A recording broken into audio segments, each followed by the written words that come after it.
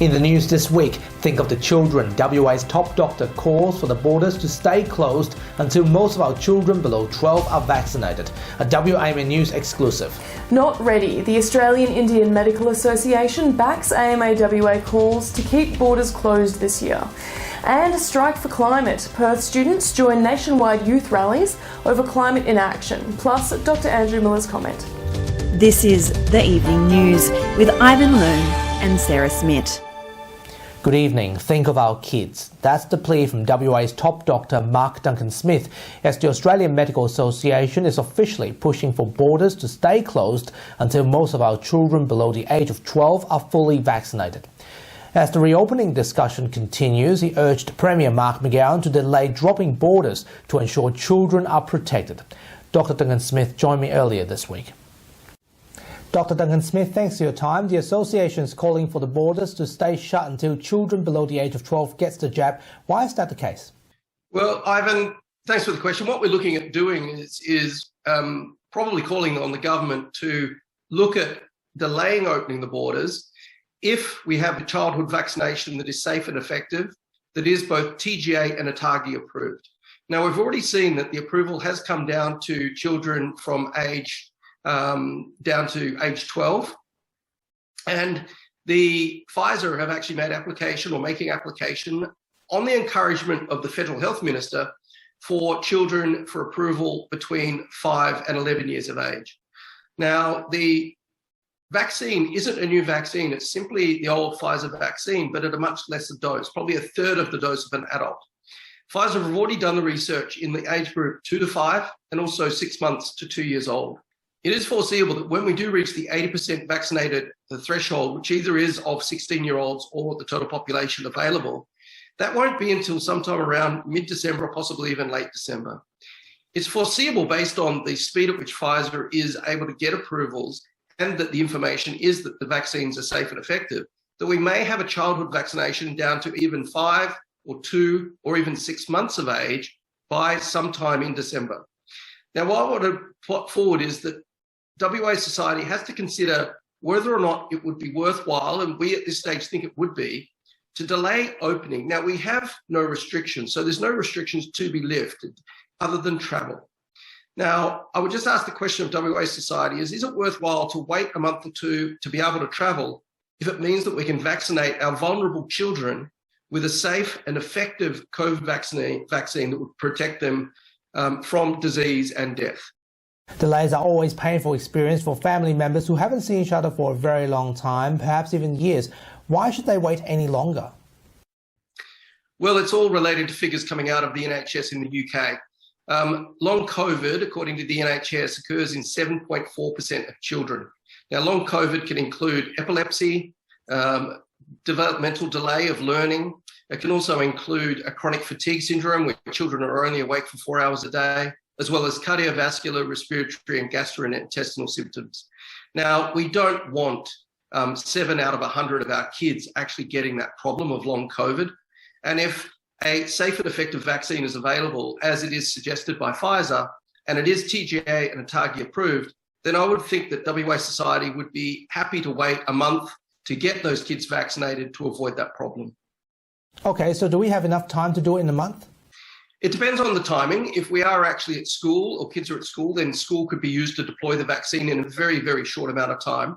And we must remember also that the Pfizer vaccine for children is looking at a third of a dose. Now, one vial of vaccine currently does 6 adults, which means one vial will do 18 children. So there won't be problems with supply.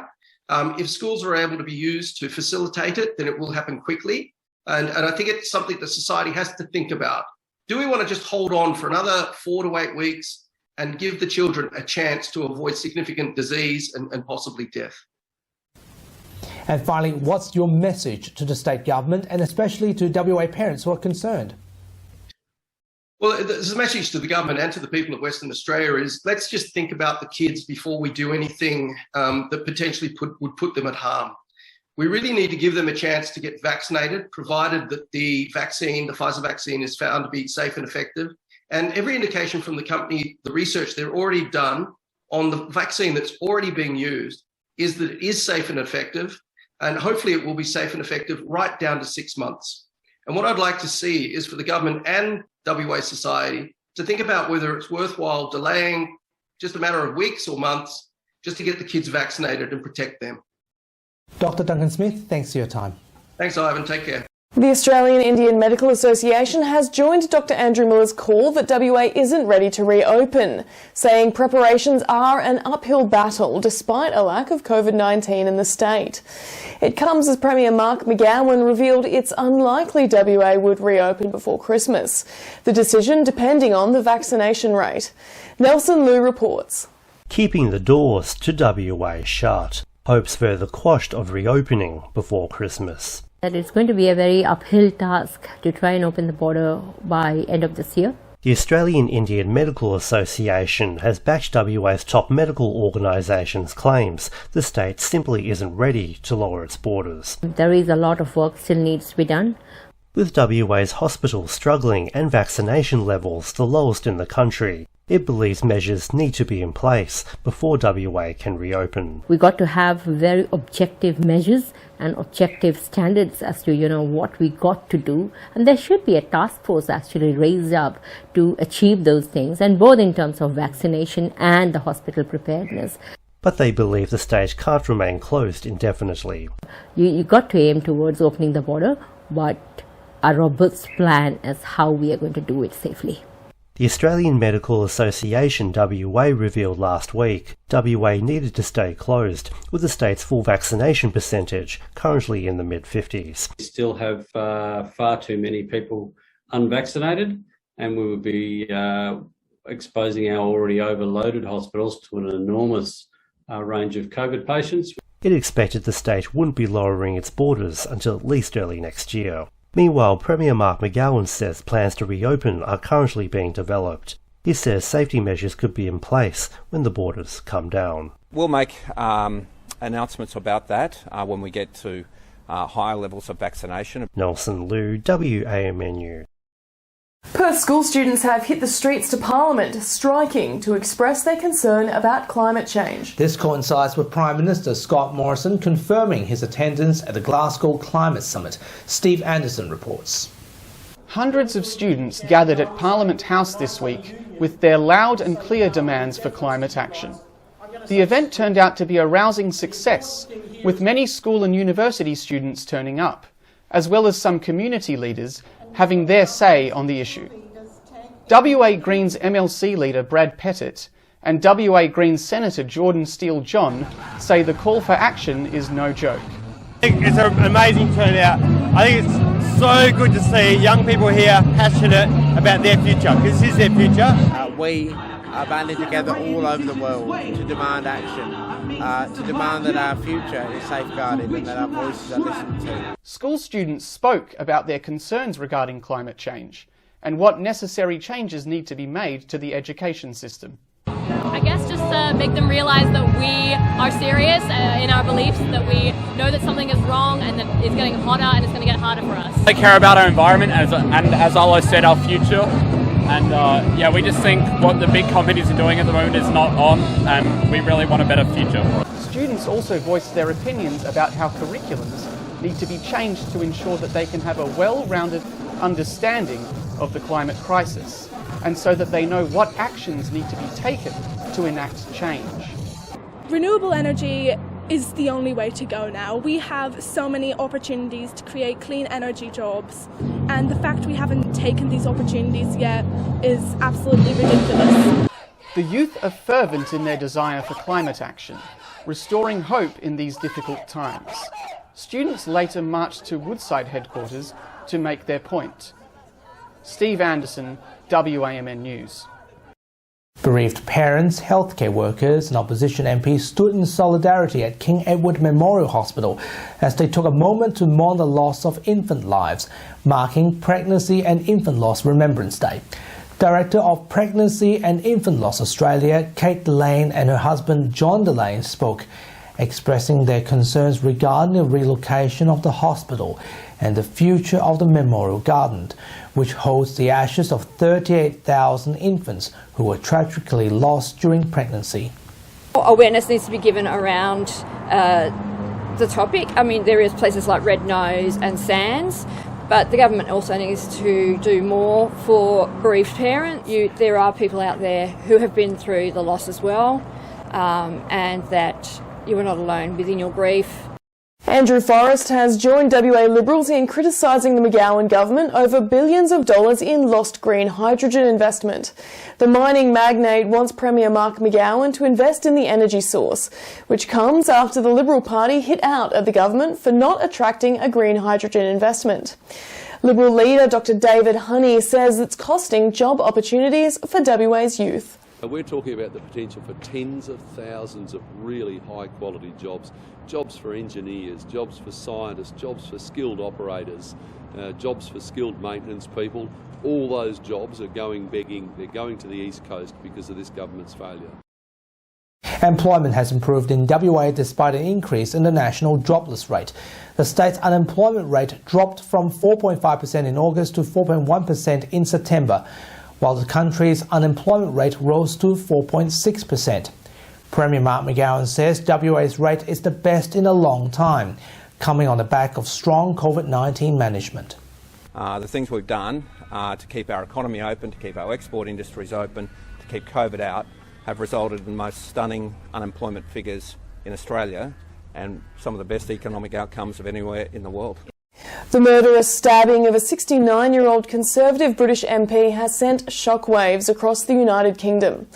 The member for the seat of Southend West, Sir David MS, was attending a community forum with his constituents at the Belfairs Methodist Church in Leigh-on-Sea when he was attacked with a knife. He died shortly after. According to reports, a suspect has been arrested and investigations are currently underway. China has successfully launched 3 astronauts into space, where they'll be spending 6 months living and working on board a Chinese-built space station. The launch of the Zhenzhou 13 spacecraft went ahead at 12:23 a.m. Beijing time at the Jiuquan Satellite Launch Center in Guangzhou. The space station is expected to be completed by the end of 2022, as the International Space Station is set to retire by the end of the decade. If you're in need of an assistant dog, you could be soon in luck, following a multi-million-dollar investment into an assistant dog breeding program in WA. The state government is committing $5 million to Guide Dogs WA to meet the growing demands for assistant dogs, with the organisation also providing $5 million. WA is currently in need of specialised autism, therapy, dementia and PTSD dogs, and the government says the funding boost goes a long way to address the shortfall. Well, there will be more dogs in the system, so if there's more dogs and we have more community support, we will be able to help more people. As I said before, we do not charge for our autism assistance dogs. What this will allow, this money, we will have more dogs to be able to provide to West Australians. They're just so cute. Don't you want to give them a belly rub? You just want to bring them home, don't you, Sarah? I do. I can see that in your eyes. And now here's AMAWA spokesperson Dr Andrew Miller with his weekly COVID-19 update and commentary. Hi, thanks for your time. It's a beautiful sunny afternoon in Perth, and just been pondering about the states that are talking about different ways of getting out of this pandemic. And what we see in New South Wales is a very aggressive way of opening up and trying to drop restrictions as quickly as possible, getting kids back to school this year. Victoria, not as fast, but obviously lockdown taking a big toll there. Big case numbers, and they're now one of the most locked down places in the world over the last 12 months, so we can understand why they're trying to balance high vaccination rates against the easing of restrictions at the same time. Fortunately, in WA, we don't have that problem of the high case numbers, so we can afford to get to very high levels of vaccination without letting this disease run through the community, which is obviously great for the people who will never catch the disease, but also is much easier on our public hospital system and allows that system to keep coping, and they're really struggling with that in New South Wales and Victoria at the moment, particularly in intensive cares, because these patients stay in a long time, several weeks quite often, and need a lot of intensive therapy. And so it's an enormous drain on the system, and really unable to do other important surgeries that need to be done that we're still managing to get done in Western Australia, even though we are under pressure.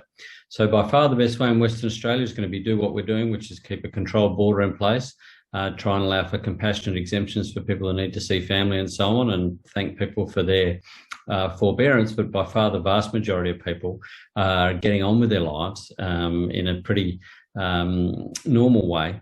And what we will see over time is that we'll just need to get that vaccine rate up to something similar to what it's doing in the ACT into the 90s, well into the 90s, to protect people, and then wait to see on 3rd or 4th November what the US is going to do about vaccinating younger children, so children 5 through to 11, because parents certainly quite rightly concerned about what effect COVID might have on their schooling, on long COVID, and this issue around 1 to 2% hospitalisation of children for whatever reason, whether it's because all the family are infected and they can't be looked after, or the child is quite sick with respiratory disease or multiple system inflammation. We don't want to see large numbers of children admitted to hospital because it's going to put enormous pressure, particularly on the Perth Children's Hospital, and also makes it very difficult to look after other kids that need to be there for longer term problems or things like cancer, disability, and so on. We really don't want Delta getting into that facility. So a lot of vaccine around at the moment. If you hadn't had an opportunity so far, or you've been holding off because you don't think it's necessary yet, now's the time to go ahead and get that vaccine done. Keep our fingers crossed we'll have one for the younger kids soon. And then Western Australia is on track to have one of the best possible results from this entire COVID problem that we've seen. If we can get through this with as little disease, as little death, as little long-term disability or uncertainty as possible, then our economy, our mental health and our physical health is going to be the best it can be in a situation like this. Thanks for your time. That's Dr. Andrew Miller. And here's Leo with what's coming up on 6 News tonight. Thanks, guys. And on 6 News, breaking news, more eased restrictions set to take effect across New South Wales as the state scraps quarantine for fully vaccinated Australians arriving from overseas, with daily COVID cases continuing to trend down. Plus, freedom for Victorians draws closer even as the state beats national coronavirus case records amid some confusion over border and travel rules. But the state's health minister says journalists need to take a chill pill. And tributes continue to flow in after a UK Conservative MP was stabbed to death while meeting with constituents at a church in what authorities say was a terrorist attack. We'll look at the risk politicians face globally after the second killing of a British lawmaker in 5 years. You can see full details on those stories and plenty more by heading to our YouTube channel. Just search 6 News Australia to find us, or our website 6newsau.com. For now though, guys, it's back to you. Thanks, Leo. And that's our weekly news and current affairs. We have the latest on our website, wamnnews.com.au. From Sarah and myself, we wish you good health, good night. See you next Sunday. Thanks for stopping by.